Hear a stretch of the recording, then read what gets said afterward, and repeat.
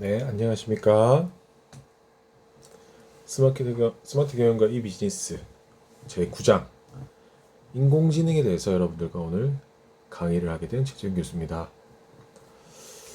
자, 오늘 이번 장은 인공지능에 대해서 인공지능 여러분들이 많이 들어보셨을 건데 이 인공지능에 대한 제대로 된 개념과 여러분들이 이해를 하셨으면 하게 되는 장이고요.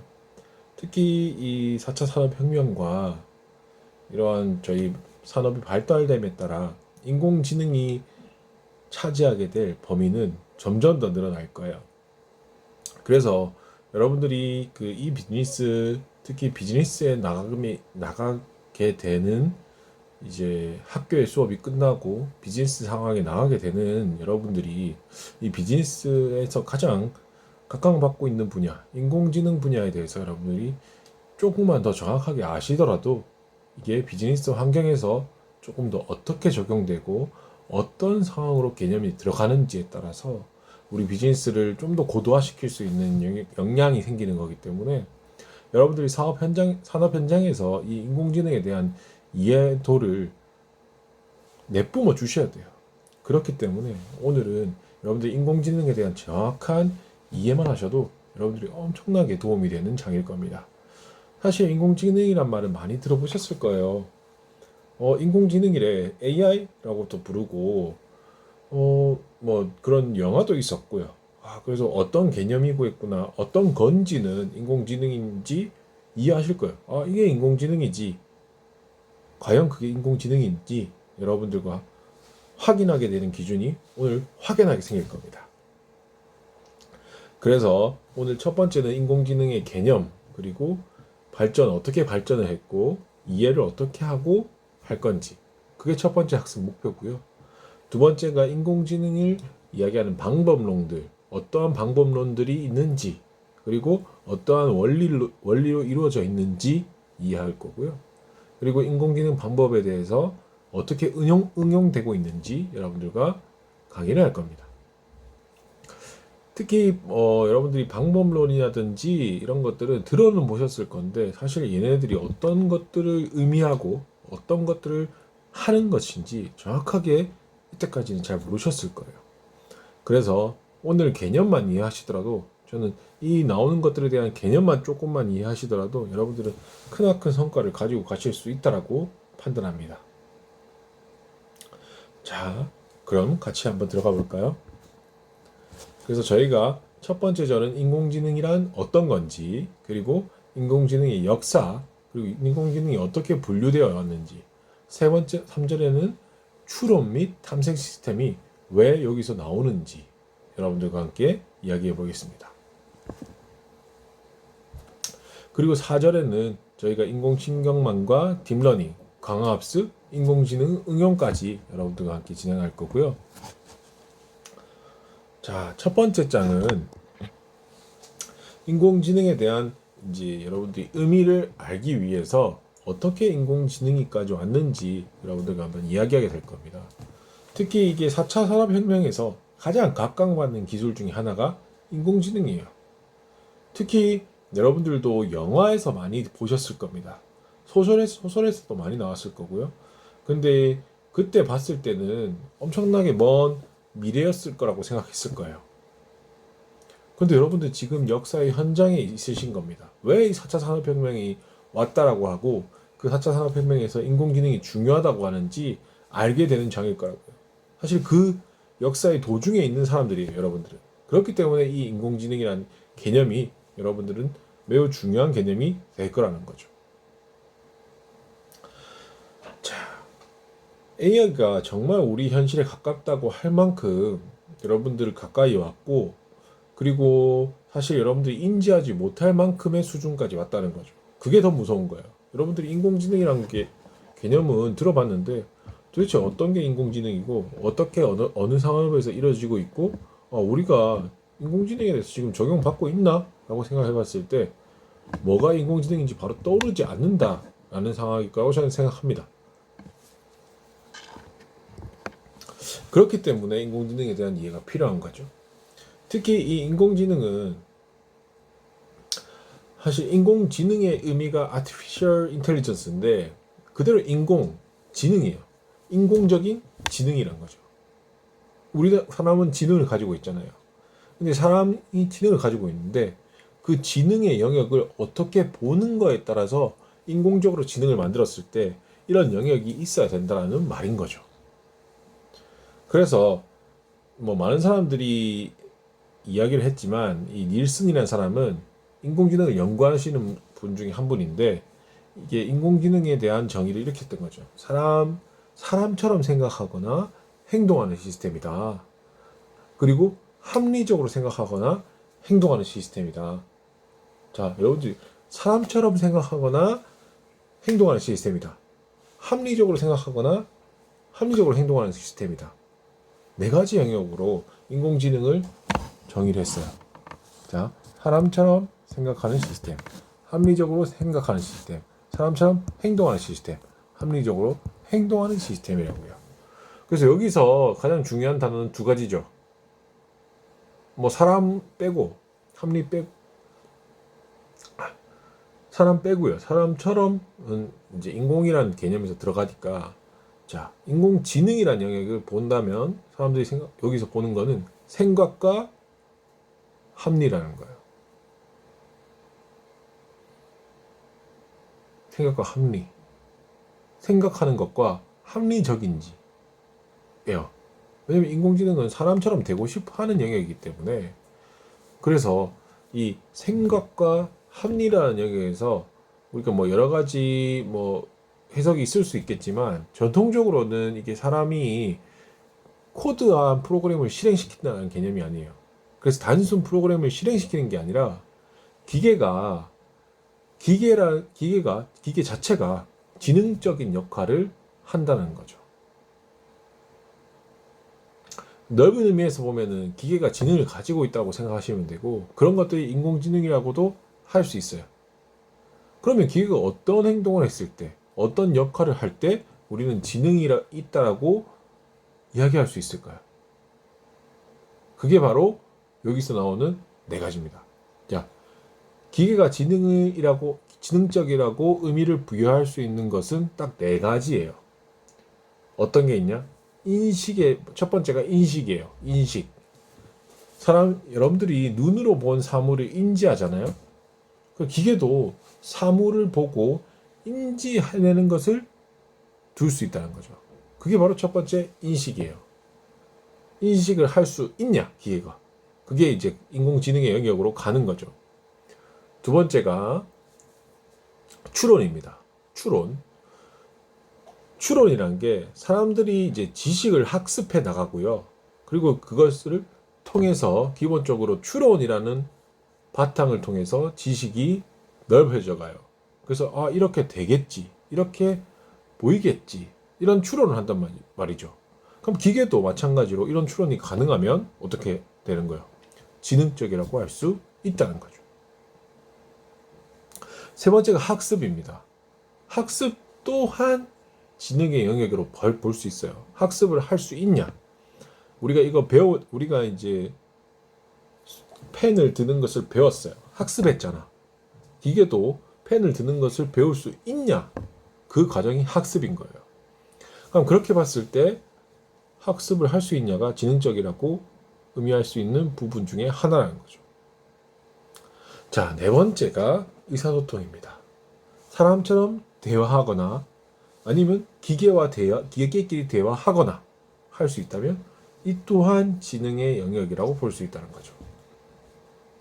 그래서 우리가 이걸 토대로 인공지능에 대해서 정의하자면 지능적인 사고와 행동을 할 수 있는 인공적으로 고안된 기계, 그걸 인공지능이라고 정의할 수 있다는 거죠. 자, 지능적인 사고를 할 수 있고요. 행동을 할 수 있어요. 그 대신 그게 사람이 아니라 누구라고요? 인공적으로 고안된 기계다. 그게 바로 인공지능이다 라고 말할 수 있다는 거죠. 자, 그래서 이 인공지능은 역사가 화려합니다.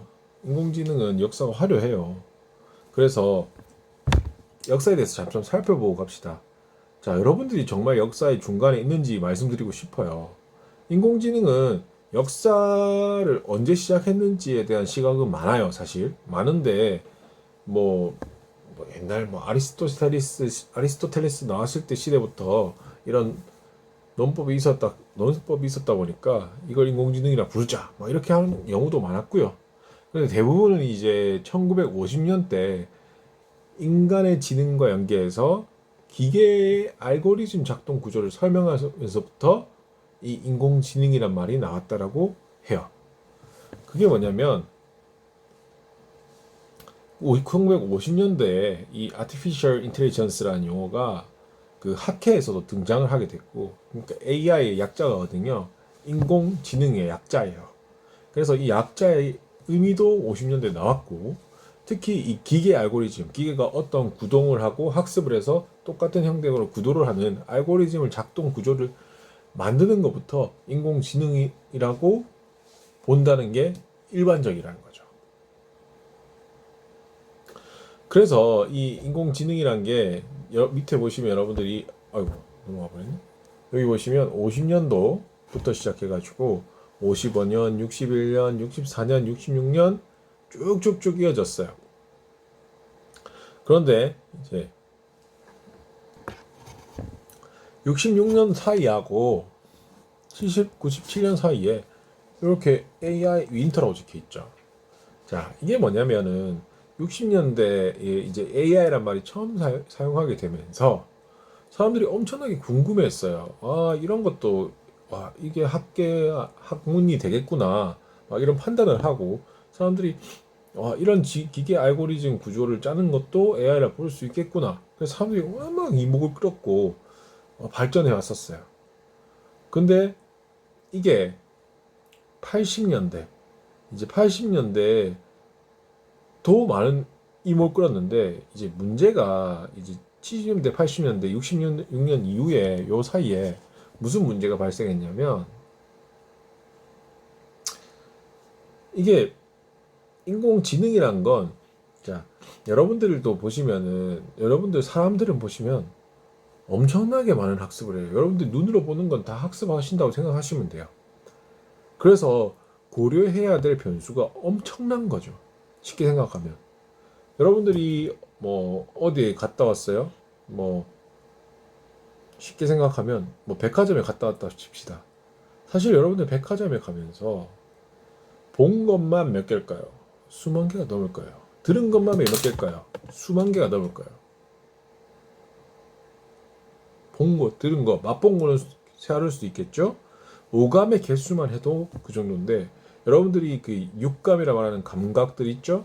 아, 이건 좀 서늘한데, 이건 좀 예쁜데, 아, 이건 좀 뭐 에너제틱한데, 이런 말을 할 수 있잖아요. 그런 감각들도 전부 다 여러분들의 판단 요소로 들어가서 여러분들 머릿속에서 판단을 하거든요. 여러분들 그 순간에. 자, AI라는 거는 인공지능이에요. 인공적 지능이에요. 그럼 사람처럼 행동하고 판단할 수 있고 이렇게 돼야 되는데, 그러면 사람처럼 할 수 있게 사람들이 생각하는 것들을 모두 파라미터 변수로 넣어줘야 된다는 거죠.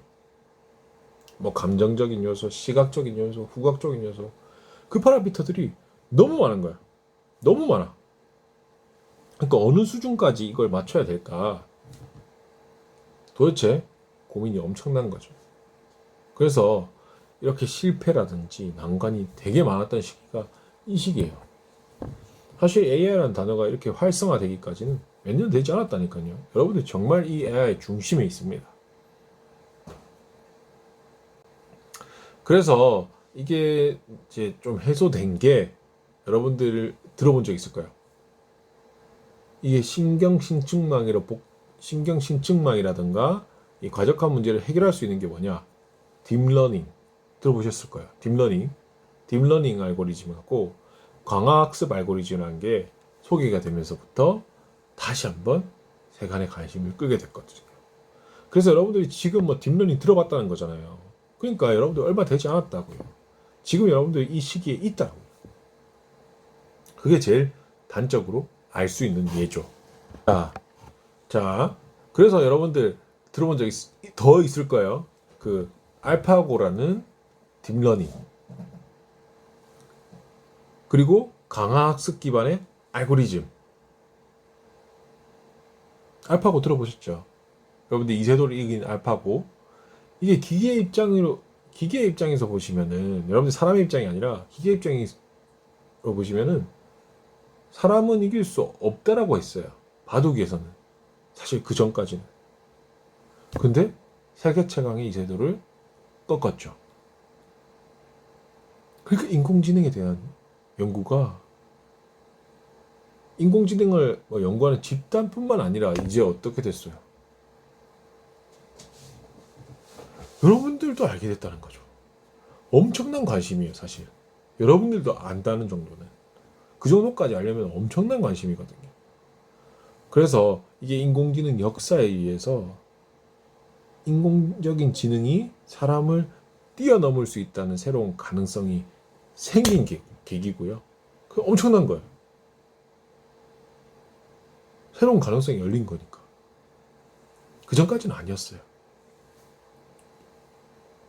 그래서 이 앨런 튜링이 제안한 기계가 정말 지능을 갖추었는지에 대한 검증이 있어요. 그게 튜링 테스트고, 이 튜링 테스트를 통과한 알고리즘이 등장하게 된 거죠. 이 튜링 테스트는 어떤 건지 설명이 나와 있죠. 여기. 그래서 질문자랑 컴퓨터랑 사람 모두에게 질문하고 답변을 얻는 거예요. 근데 질문자가 어떤 답변이 사람한테 이루어졌는지 컴퓨터에 의해 이루어졌는지 판별하게 되는 거고, 이게 바로 튜링 테스트라고 하는 거예요. 컴퓨터인지 사람인지 몰라, 이 질문자는. 그래서 정말 사람처럼 대답했는지 확인할 수 있다는 거죠. 그래서 여러분들이 이렇게 그 그림 여기서 보는 것 같이 기계와 사람을 이 질문자거든요. 사람 각각 보이지 않게 여기 칸막이를 설치해요. 그리고 어느 쪽이 기계인지 구분해낼 수 없다면 이 기계는 튜링 테스트를 통과한 것으로 판단한다는 거죠. 이게 튜링 테스트예요. 그래서 그 2014년에 이 구스트만이라는 그 인공지능이 테스트했다고 발표하긴 튜링 테스트를 통과했다고 발표하긴 했었는데, 여러 가지 이유들이 있어서 사실 선언은 됐지만 정확하게 받아들이지 않아졌는데, 이게 이 알고리즘 이후에, 구스만 알고리즘 이후에 계속적으로 이제 강화학습이라든지 이런 게 더 강화되면서 튜링 테스트를 통과한 알고리즘들이 많아졌다는 거죠. 그 전까지는 없었어요. 그래서 최근에 딥러닝, 강화학습, 이게 진짜 빛나는 딥러닝, 강화학습. 그래서 여러분들도 아는 거잖아요. 딥러닝 들어봤잖아요. 이 딥러닝과 강화학습 기반의 알고리즘이 엄청나게 이 인공지능을 발전시켰다. 그래서 여러분들 드라마에서도 나왔을걸요. 딥러닝, 강화학습 이런 이야기. 그래서 지금 이 현상에서 가장 강하다는 거죠. 그래서 이런 인공지능의 역사를 보시면 여러분들은 지금 역사의 중간에 있다라는 겁니다. 그래서 이 인공지능의 역사가 조금 더 발전되는 방향을 조금 더 보여주면, 이게 인공지능이 이 초기에는 그 추론 방식으로 많이 이게 발전했어요. 추론 방식. 그런데 이게 초기에 추론 방식하고 이 인공신경망 형식으로 이렇게 두 가지 갈래로 많이 나눠져서 왔거든요.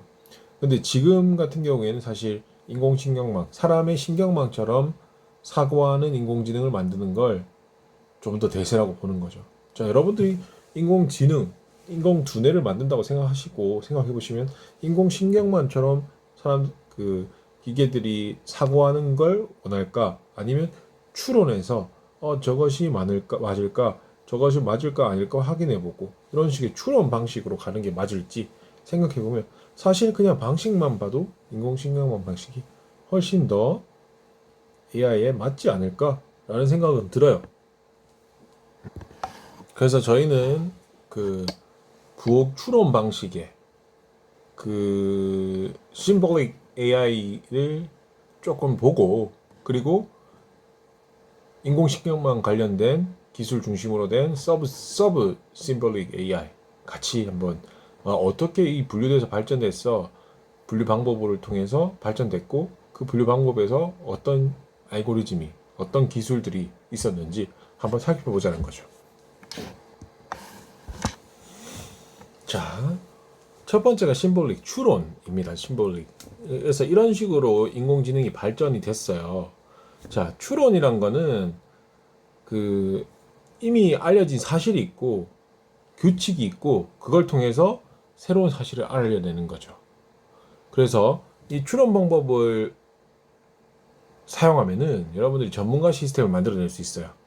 그래서 전문가 시스템이 어떤 구조인지 이야기를 드리면, 여러분들이 그 if then이라고, 만약에 그렇지 않으면, 만약에 그렇다면, 그거 많이 한번 써봤은 적이 있을 거예요.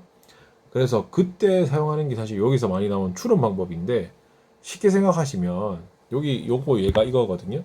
어떤 거냐면 X가 소녀예요. girls X라고 돼 있잖아요. X가 소녀예요, 소녀. X가 소녀이고 Y가 소년이고 Y가 소년이고, 그리고 리치 부유하다면 Y가 부유하다면 X는 Y를 좋아한다 라는 의미를 듣고 있어요. like XY 이렇게 돼 있는 게, X가 소년이고 X가 소녀고 Y가 소년인데 Y가 부유하다면 XY는 좋아한다는 거예요.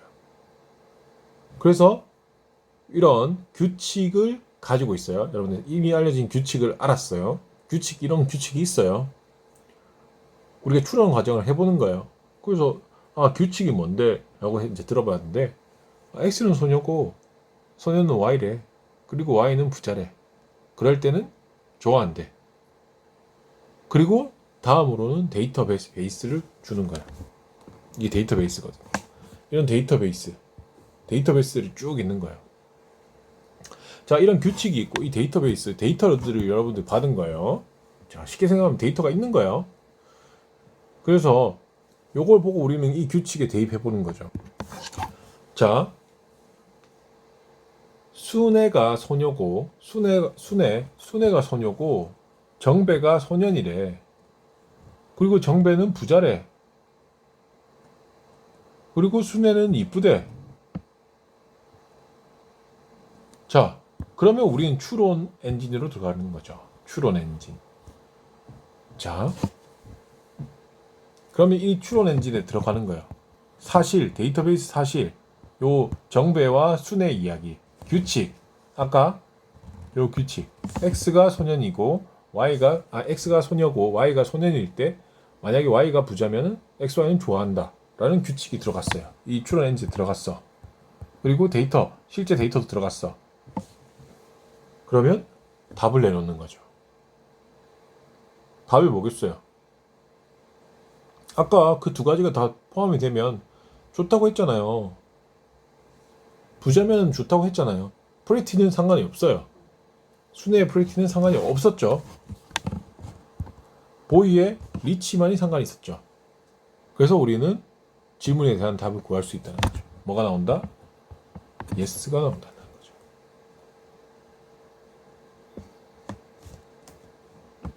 간단하죠, 생각보다. 규칙이 있었고 실제 데이터 넣어가지고 새로운 사실 알아보는 거예요. 이게 전문가 시스템이에요. 이런 상황일 때 이런 규칙이 있어. 그러면 이거 넣으면 어떻게 돼? 전문가들을 판단해 주는 거죠.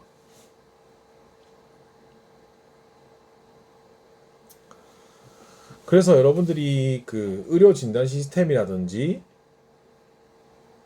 그 질병 시스템, 질병을 확인하는 시스템들, 그런 것들에서 많이 쓰이는데, 여러분들 의료 같은 거 있죠. 이렇게 아플 때는 요거 이런 병일 거다. 이렇게 아플 때는 이런 병일 거다. 이렇게 여러 가지 규칙들이 있고 그 규칙들이 데이터베이스로 규칙들이 만들어진 상태에서 어떤 환자가 오는 거예요. 그 환자가 제가 이렇게 아픕니다. 라고 하면 이 규칙이 이렇게 돼서 이 사람은 이것이다 라고 병명이 나오는 거죠. 그래서 이게 전문가 시스템인 거예요. 그래서 전문가들이 하는 일들을 시스템 시켜서 지능화 시키는 거예요. 그래서 얼마나 좋겠어요. 사람들이 이 일을 안 하고 전문가 시스템이 있어서 여러분들 시스템에다가 내 증상만 넣으면 답이 나오는 거잖아요. 이게 바로 추론이에요. 추론을 통해서 답을 구하는 과정이죠.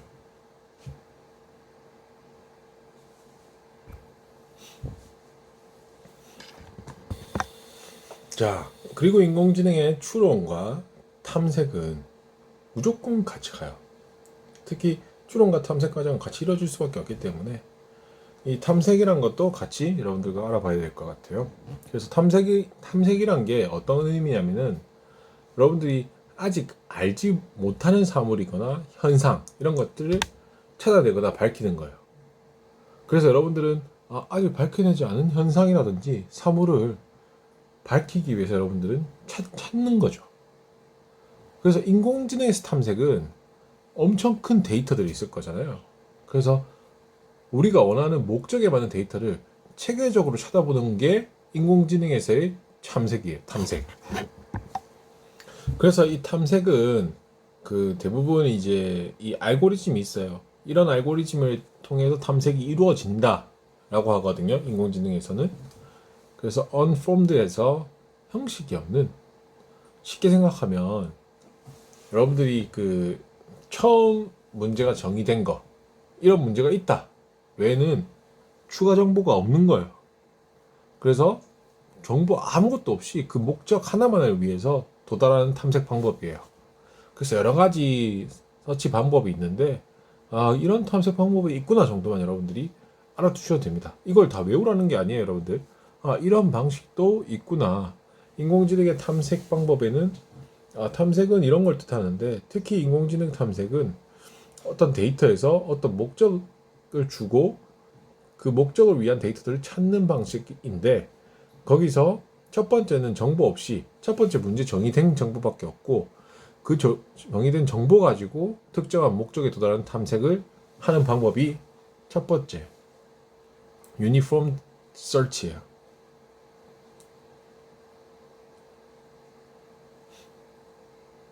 그리고 또 비슷한 게 있어요. 두 번째 Breadth First Search는 틀이나 그래프 데이터 구조. 그래서 쉽게 생각하시면 이런 틀이나 그래프 데이터 구조 탐색하는 방법이에요. 그래서 어떤 방식이냐면 가까운 곳부터 찾는 거예요. 여기서 가까운 곳부터 찾는 거예요. 그리고 가까운 곳부터 먼 곳 순서대로 찾는 겁니다. 그래서 동일한 깊이 먼저 탐색하고 그 다음 단계로 넘어가게 된다. 그래서 이런 탐색 기법도 있구나, 여러분들이 아시면 돼요. 외울 필요 전혀 없습니다. 그리고 Deep First Search에서 반대예요. 앞에 거랑. 무슨 말이겠어요? 아까는 가까운 것부터 찾는데 이거는 가장 먼 것부터 시작해서 가장 깊은 곳부터 탐색해서 역추적으로 들어오는 거죠. 그래서 여기부터 탐색해서 이렇게 올라가는 거예요. 그래서 이렇게 탐색도 인공지능이 탐색할 수도 있구나.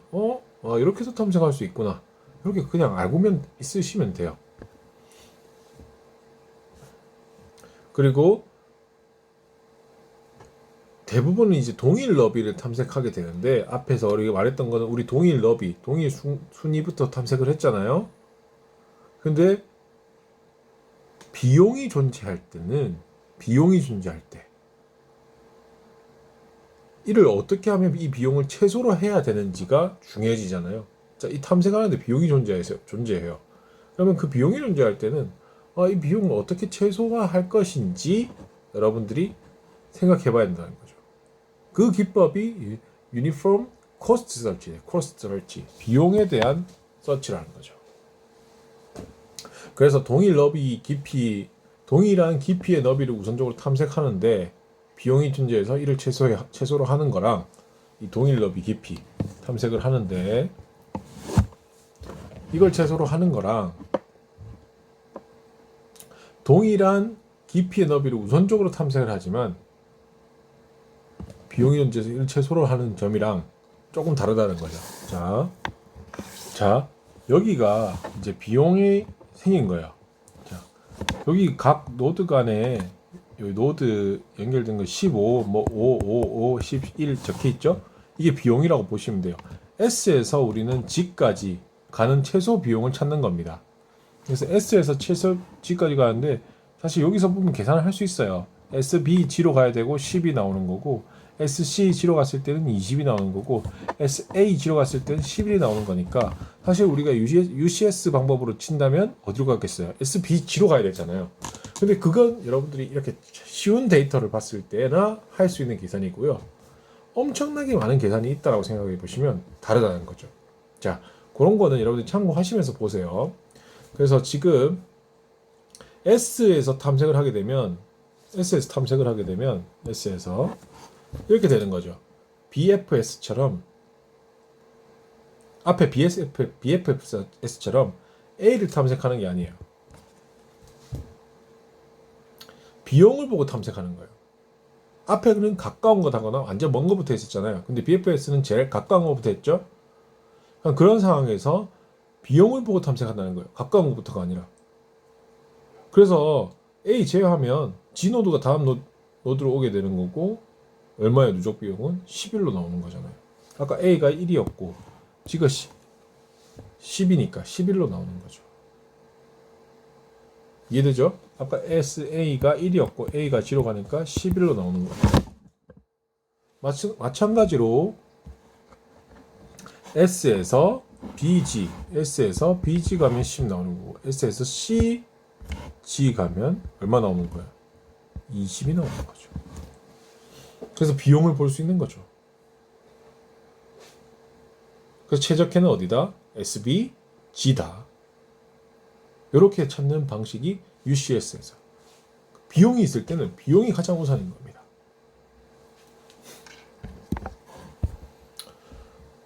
여러 가지 종류가 많습니다. 이거 인포런스 서치라고 해서 여러분들이 그 앞에도 비슷한 게 있었죠. 처음 문제 정의된 상태에서 목적에 도달하기 위한 방식으로 하는 건 같지만 가장 유망한 방향으로 탐색하는 방법을 인포먼트 서치라고 해요. 그래서 기존에는 블라인드 우리가 아무것도 모르고 가까운 것부터 하는 것만 단점이라고 보는데 그 단점을 조금 더 극복하기 위한 방법으로 휴리스틱 서치라고 부르기도 하고 최적해를 가장 빠르게 효율적으로 탐색할 수 있는 특징이 있는 거죠. 그래서 어떤 것들이 있냐? 그레이디 서치라든지 A 샵샷지가 있는데 그레이디 서치는 비슷하게 보시면 이 최적해를 찾기 위해서 최적해를 선택해 나가는 것이라고 보시면 돼요. 그래서 각 지점 간의 거리가 있고 각 지점 간의 블라스트 거리가 있고 가장 직선 거리만 찾는 거죠. 제일 가까운 거리부터 그냥 여기서 시작하면 가까운 거리부터 가는 거예요. 이렇게 가까운 거리만 가는 거예요. 여기 제일 가깝네? 제일 가까운 값이네? 그럼 여기서 제일 가까운 값이 어디냐? 아 여기네 176. 제일 76에서 또 가까운 값이 어디냐? 여기로 가는 거죠. 그래서 최소 직선 거리로만 가는 거예요. 그리고 비슷한 방법이에요. A 서치는 앞에 유니폼 코스트 서치에서 코스트랑 그리드 서치, 그래서 비용이랑 최적해 서치만 먼저 가는 거죠. 그래서 더 빠른 시간 내에 최적해 찾는 거예요. 앞에서 코스트를 넣는 거, 코스트 비용 확인해 보는 거랑 그리드 서치, 가장 최단 거리만 찾는 거, 그 두 가지를 합친 거죠. 그래서 이런 탐색 기법도 있다 정도만 알아두시면 돼요.